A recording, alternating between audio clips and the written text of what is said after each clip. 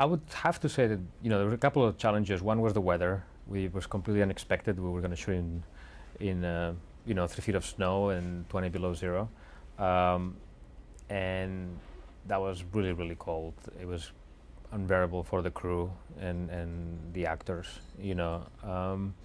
The other, obviously when you work with children, you have certain limitations in the time that you can work with them every day. So that would make it very difficult for me to even be able to finish one scene in one day. So, obviously when you shoot a movie, you shoot it completely out of order. But if on top of that you leave, shots for another day, it becomes like a really complex jigsaw puzzle. So that was challenging technically.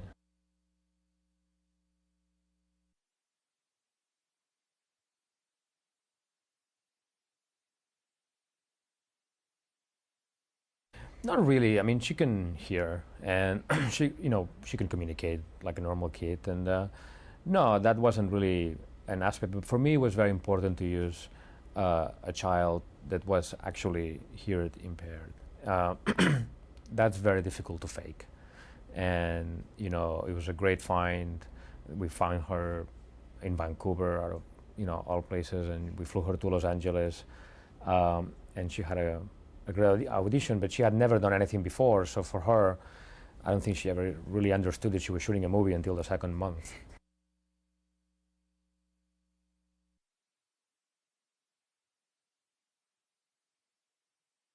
Yeah, I mean, the credit goes to the casting director that went through a lot and a lot of girls, and I was presented with like maybe 20, 30 you know finalists, if you want to call it that.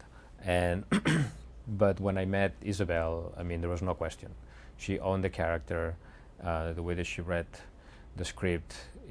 She owned the character in such a way that it was such a no-brainer.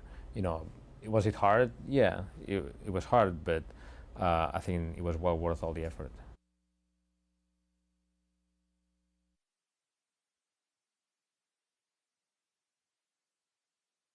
Funny, I mean, the kids were playing around us all the time. You would yell cut, and they would just start running around, making their own uh, little plays and improvising on the script.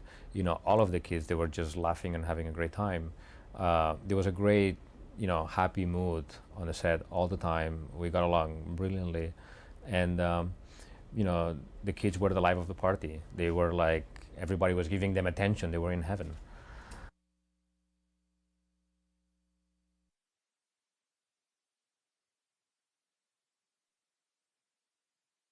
I mean, I enjoy doing horror films. I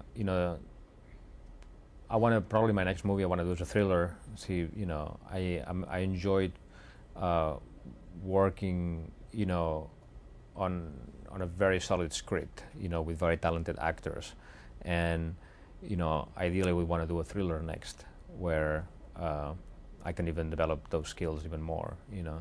But I enjoy horror a lot.